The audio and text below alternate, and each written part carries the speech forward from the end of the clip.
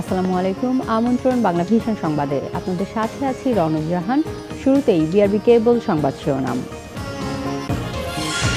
9 মাসে বিশাল জনগোষ্ঠীকে টিকা দেওয়া চ্যালেঞ্জিং বলছেন বিশেষজ্ঞরা। প্রশিক্ষণ দেওয়া হচ্ছে 42,000 কর্মীকে, জানালেন স্বাস্থ্যমন্ত্রী। ভাতা নির্ভরতা কমিয়ে কর্মক্ষম সুবিধাভোগীদেরকে আহ্বান প্রধানমন্ত্রীর। স্বাধীনতার রজত জয়ন্তীর বছরেই দেশ হবে দারিদ্র্যমুক্ত, প্রত্যয় পুনর্ব্যক্ত। যে কোনো মূল্যে জঙ্গিবাদ দমন করা হবে, স্বরাষ্ট্রমন্ত্রীর হুঁশিয়ারি। আলেমদের অবস্থান সুস্পষ্ট করতে হবে, বললেন আইজিপি।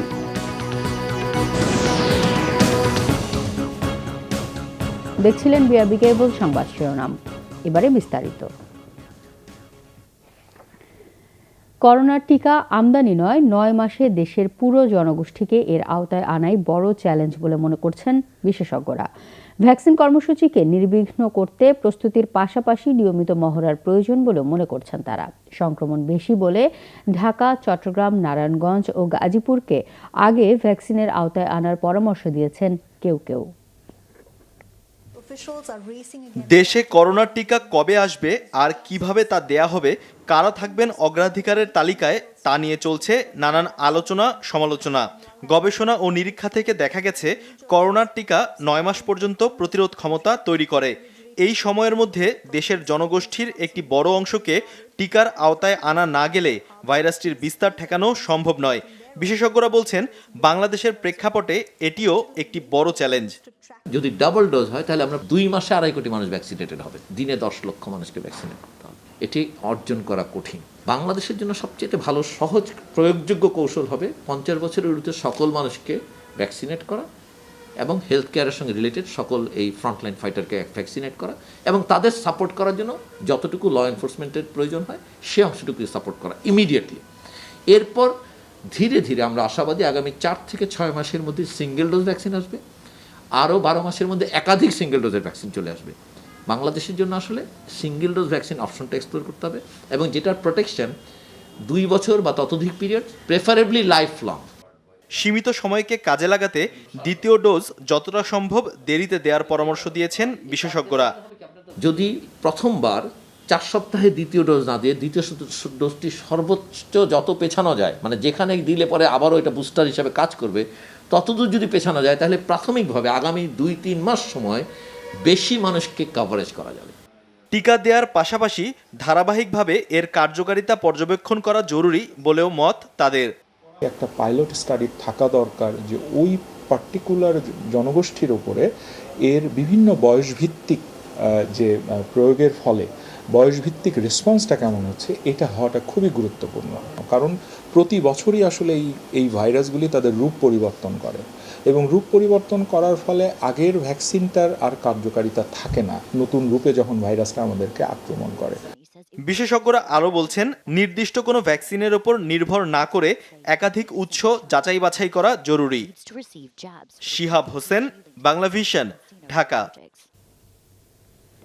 করোনা ভ্যাকসিন দেওয়ার জন্য 42,000 কর্মীকে প্রশিক্ষণ দেওয়া হচ্ছে বলে জানিয়েছেন স্বাস্থ্যমন্ত্রী জাহিদ মালেক। সচিবালয়ে ভ্যাকসিন বিষয়ক প্রস্তুতি সভা শেষে তিনি বলেন, সুষ্ঠুভাবে কার্যক্রম পরিচালনার জন্য সব ধরনের প্রস্তুতি নিয়েছে সরকার।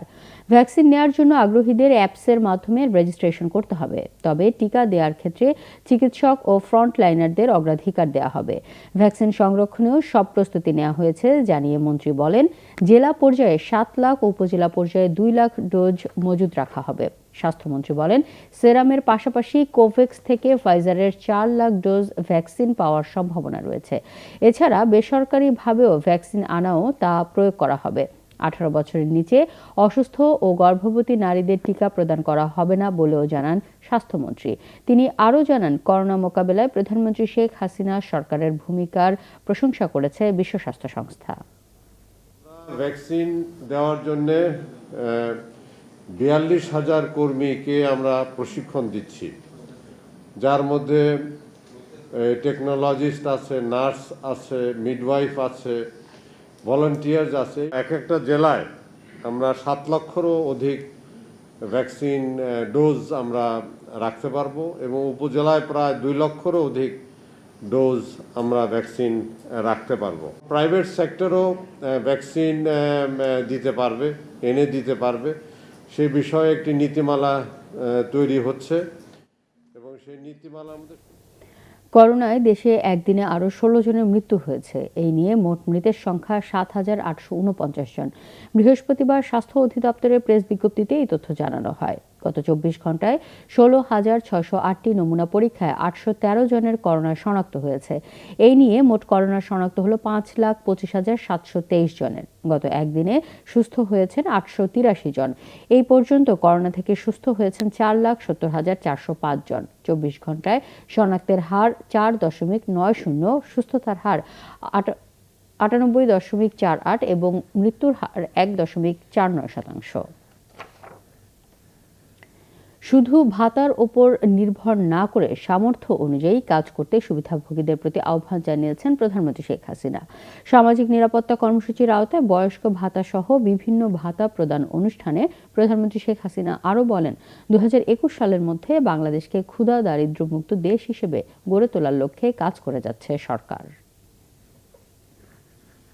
সামাজিক নিরাপত্তা কর্মসূচির আওতায় বয়স্ক ভাতা, বিধবা ও স্বামী নিগৃহীতা ভাতা, প্রতিবন্ধী ভাতা এবং প্রতিবন্ধী শিক্ষার্থীদের জন্য উপবৃত্তি মোবাইল আর্থিক প্রতিষ্ঠানের মাধ্যমে সরাসরি উপকারভোগীদের কাছে প্রেরণ অনুষ্ঠানে বৃহস্পতিবার গণভবন থেকে ভিডিও কনফারেন্সের মাধ্যমে যোগ দেন প্রধানমন্ত্রী শেখ হাসিনা। ভিডিও কনফারেন্সের অপর প্রান্তে চাঁদপুর, ফিরোজপুর, লালমনিরহাট ও নেত্রকোনা জেলা প্রশাসকের কার্যালয়ে উপস্থিত ছিলেন উপকারভোগীরা। সব ধরনের ভাতা উপকারভোগীদের কাছে সরাসরি মোবাইলের মাধ্যমে পৌঁছানোর কথা জানান শেখ হাসিনা। কেউ ভাতার উপর শুধু নির্ভরশীল হোক সেটা আমরা চাই না। ভাতা পাবে, কিন্তু যার কর্মক্ষমতা আছে সে নিজে কিছু কাজও করবে, একবার ঘরে বসে থাকবে না। কাজে আমরা সেভাবে সাহায্য করে যাচ্ছি। আমাদের লক্ষ্যটা হচ্ছে যে এর মাধ্যমে আমাদের দেশের মানুষ যেন কেউ একেবারে নিজেকে অপান্ত মনে না করে। সবার মধ্যে সবারই যে একটা অধিকার আছে, রাষ্ট্রের একটা প্রত্যেকের প্রতি রাষ্ট্রের যে একটা কর্তব্য আছে, সেটাই আমরা করতে চাই।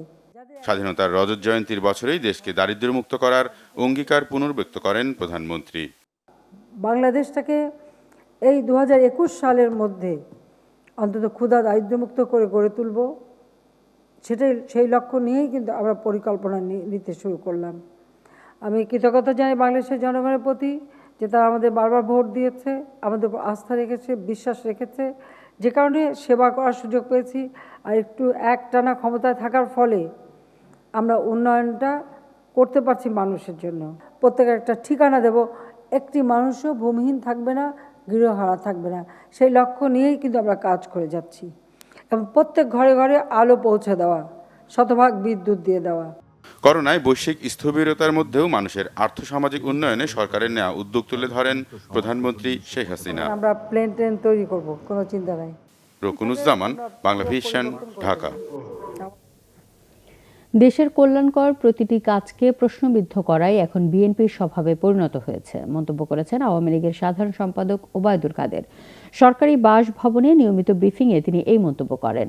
ওবায়দুল কাদের বলেন, ভ্যাকসিন নিয়ে অপরাজনীতি শুরু করেছে বিএনপি। করোনার টিকা সরকার দ্রুত গতিতে ব্যবস্থা করতে সক্ষম হওয়ায় বিএনপির গাত্রদাহ হচ্ছে।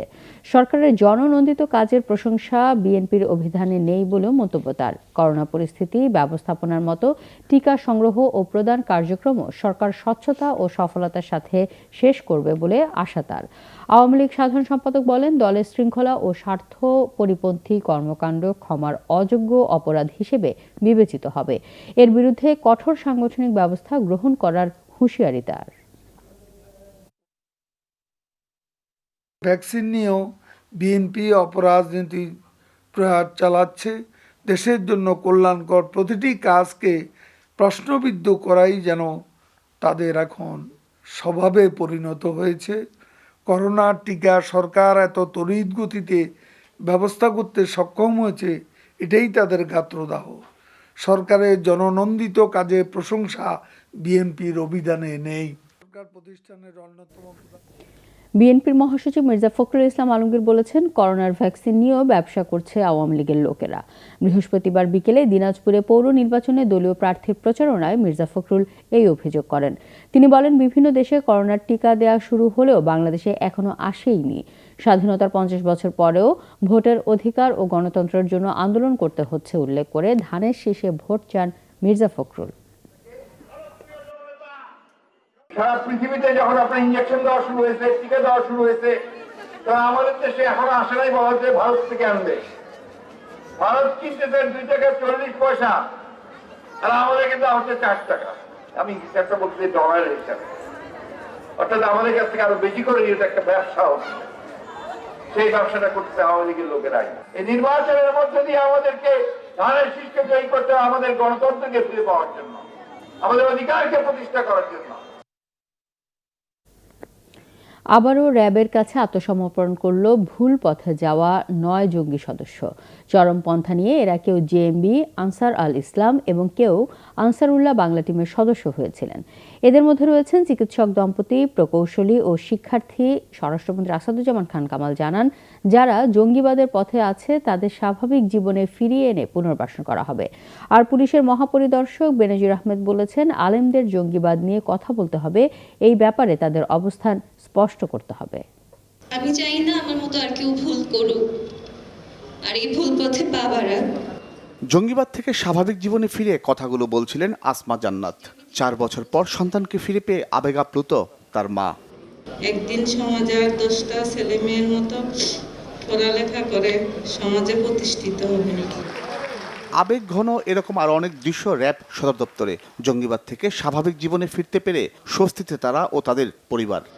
একটা সময় এসে আমি আমার ভুল বুঝতে পারি এবং বুঝতে পারি যে আমি আসলে ধর্মীয় অপব্যাখ্যার শিকার, অনুশোচনার বেড়াজালে আটকা পড়ে যাই। আমি সন্তান বিপদে চলে গেলে তার বাবা মা বুঝেন যে বেদনা কত গভীর। এই অন্ধকার পথ থেকে সন্তানকে বাঁচাতে হলে সবার আগে এগিয়ে আসতে হবে আমাদের পরিবারকে। বিভিন্ন সময়ে র্যাবের অভিযানে গ্রেফতার হওয়া জঙ্গিরা স্বাভাবিক জীবনে ফেরার ইচ্ছা জানায়। 3 থেকে 6 মাসের প্রক্রিয়ার মাধ্যমে তাদের স্বাভাবিক জীবনে ফিরিয়ে আনার উদ্যোগ নেয় র্যাব। এরই ধারাবাহিকতায় 9 জঙ্গির আত্মসমর্পণ। যারা আজকে আত্মসমর্পণ করেছেন এর মাঝে 8 জনই তাদের পরিবারের সদস্যদের কাছে ফিরে যাবে। বাকি একজন, যার বিষয়ে আইনি কার্যক্রম করা প্রয়োজন, তাকে আইনের কাছে সুপার্দ করা হবে।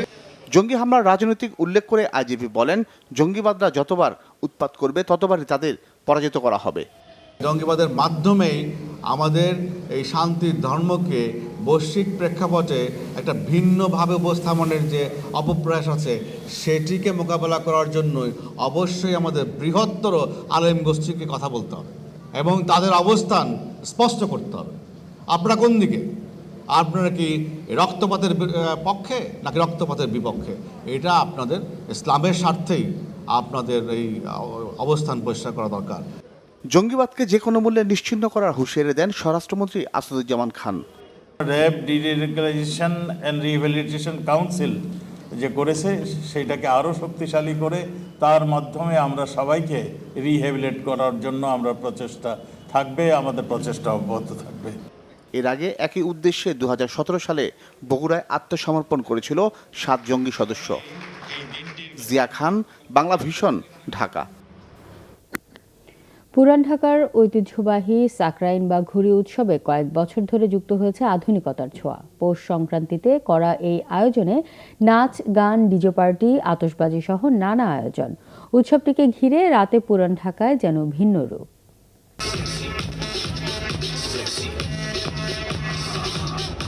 ঐতিহ্যবাহী সাকরাইন উৎসবে আধুনিকতার ছোঁয়া।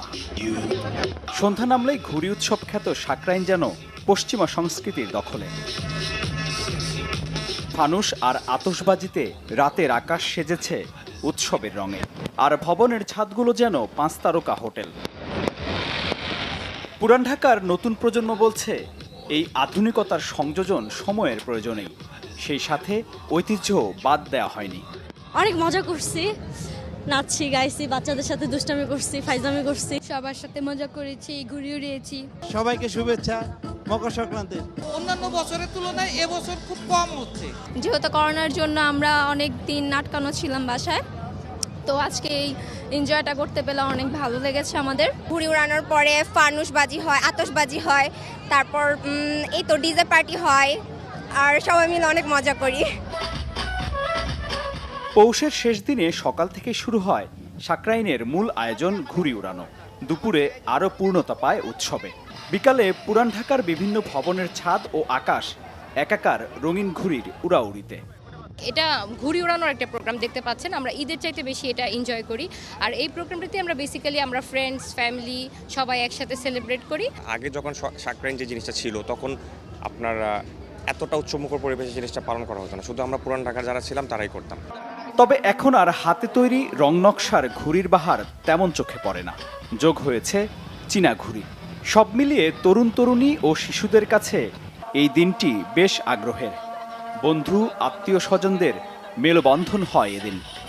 পুরান ঢাকার মানুষের পাশাপাশি নতুন ঢাকার মানুষদের উৎসাহটা পুরান ঢাকার মানুষদের থেকে আরও বেশি। বেসিক্যালি নিউ টাউনে এরকম কোনো ইভেন্ট হয় না, সো আমরা খুবই এখানে এসে মজা পাই। সকাল থেকে সন্ধ্যা পর্যন্ত সবগুলোই ভালো লাগে, আর সন্ধ্যা পরে একটু বেশি ভালো লাগে এখানে।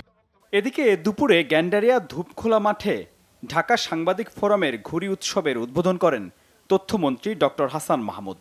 ঐতিহ্য ধরে রাখতে বাংলা সংস্কৃতির ধারণ ও লালনের উপর গুরুত্ব দেন তিনি। সাকরাইন উৎসব হয় ঢাকা দক্ষিণের ৮ নম্বর ওয়ার্ডেও। ব্রাদার্স ইউনিয়ন ক্লাব মাঠে আয়োজনের উদ্বোধন করেন ওয়ার্ড কাউন্সিলর সুলতান মিয়া। এতে অংশ নেন নানা বয়সী মানুষ। মিরাজ হোসেন গাজী, বাংলা ভিশন, ঢাকা। তরলীকৃত পেট্রোলিয়াম গ্যাস এলপিজির দাম নির্ধারণে Bangladesh energy regulatory commission BERC গণশুনানি শুরু করেছে। রাজধানীর বিয়াম ফাউন্ডেশনে অনুষ্ঠিত গণশুনানিতে সরকারি কোম্পানি বিপিসির অধীন এলপি গ্যাস লিমিটেড 12.5 কেজির সিলিন্ডারের দাম 700 টাকা করার প্রস্তাব দিয়েছে। আর বেসরকারি কোম্পানিগুলোর পক্ষে LPG operator association of Bangladesh LOAB 12 কেজির সিলিন্ডারের দাম প্রস্তাব করেছে 1259 টাকা। এর আগে ভোক্তা অধিকার সংগঠন কনজিউমার্স অ্যাসোসিয়েশন বাংলাদেশ ক্যাব এলপিজির মূল্য নির্ধারণ করে দেওয়ার দাবিতে 2016 সালে হাইকোর্টে একটি রিট আবেদন করেছিল। আদালত গত 25 আগস্ট গণশুনানির মাধ্যমে দাম পুনর্নির্ধারণ করে প্রতিবেদন দাখিলের নির্দেশ দেন বিইআরসিকে। তারই ধারাবাহিকতায় দাম নির্ধারণে উদ্যোগী হয়েছে কমিশন। মাশরুম চাষ করে সাভারে স্বাবলম্বী হয়েছেন প্রায় 9,000 মানুষ। দেশে 30,000 খামারে চাষ হচ্ছে ঔষধি গুণসম্পন্ন এই খাবার। দেশের বাইরে ব্যাপক চাহিদা থাকায় মাশরুম চাষে ঝুঁকছেন অনেকেই। সাভার থেকে নজমুল হুদা শাহিনের রিপোর্ট। ডায়াবেটিক্স, কোলেস্টেরল ও হৃদরোগ সহ নানা রোগের ঔষধি খাবার মাশরুম। কম খরচে বেশি লাভ হওয়ায় মাশরুম চাষে ঝুঁকছেন সাভারের অনেকে। সাভার বাস স্ট্যান্ডে 80-র দশকে গড়ে ওঠা মাশরুম উন্নয়ন ইনস্টিটিউট উদ্ভাবন করেছে ঋষি mushroom, shiitake mushroom, western mushroom, milky ও বাটন সহ নানা জাতের মাশরুম। এ প্রতিষ্ঠান থেকে প্রশিক্ষণ নিয়ে মাশরুম চাষ করছেন চাষিরা। অনলাইনে মাশরুম চাষ, বিপণন, উৎপাদন সম্পর্কে জেনে চাষ করতেছি। 1 মাস হয়েছে আমি চাষ শুরু করেছি। আমার ফলন মাশাআল্লাহ এসে গেছে। তা আশা করি আগামীতে আরো ভালো করতে পারবো। আপনার যে সরকারি আপনার আজকে আপনার 200 টাকা দিয়ে, ঠিক আছে, যেহেতু আমরা বাজারে আমি আমার দোকান নিচ্ছি, বাজারে মাশরুম নিচ্ছে, ওইখানে আপনার 250 টাকা 300 টাকা বিক্রি। চাষিদের হাতে কলমে চাষ পদ্ধতি দেখিয়ে দিয়েছেন প্রশিক্ষকরা। এটা দ্রুত বৃদ্ধি পাচ্ছে। আমাদের যে দেখা যাচ্ছে যেভাবে মানুষ আগ্রহ প্রকাশ করছে, আমরা অচিরেই মনে করছি এই মাশরুমটি আমাদের দেশ থেকে বাহিরে রপ্তানি করা সম্ভব হবে এবং সকল সুযোগই আমাদের এই দেশে আছে এবং আমি বিশ্বাস করি এটা আগামী দিনে এই দেশে লিডিং ক্রপ হবে। দেশের 30,000 ফার্ম থেকে বছরে প্রায় 40,000 মেট্রিক টন মাশরুম উৎপাদন হচ্ছে। Bangla vision news desk. সংবাদ শেষ করব বিআরবি কেবল শিরোনামগুলো আরেকবার জানিয়ে। 9 মাসে বিশাল জনগোষ্ঠীকে টিকা দেওয়া চ্যালেঞ্জিং বলছেন বিশেষজ্ঞরা। প্রশিক্ষণ দেওয়া হচ্ছে 42,000 কর্মীকে, জানালেন স্বাস্থ্যমন্ত্রী। ভাতা নির্ভরতা কমিয়ে কর্মঠ হন সুবিধাভোগীদেরকে আহ্বান প্রধানমন্ত্রীর। স্বাধীনতার রজত জয়ন্তীর বছরেই দেশ হবে দারিদ্র্যমুক্ত, প্রত্যয় পুনর্ব্যক্ত। যে কোনো মূল্যের জঙ্গিবাদ দমন করা হবে, স্বরাষ্ট্রমন্ত্রীর হুঁশিয়ারি। আলেমদের অবস্থান সুস্পষ্ট করতে হবে বললেন আইজিপি। এই ছিল এখনকার মতো। পরের সংবাদ সকাল 10টায়, এর আগে 9টায় রয়েছে নিউজ টপ 10 দেখার আমন্ত্রণ রইল। এছাড়া বাংলা ভিশন সংবাদ ও সংবাদ সংশ্লিষ্ট অনুষ্ঠান দেখতে লগ ইন করুন facebook.com/বাংলাভিশনে এবং সাবস্ক্রাইব করুন youtube.com/বাংলাভিশন নিউজে। এখন সাথে থাকায় ধন্যবাদ।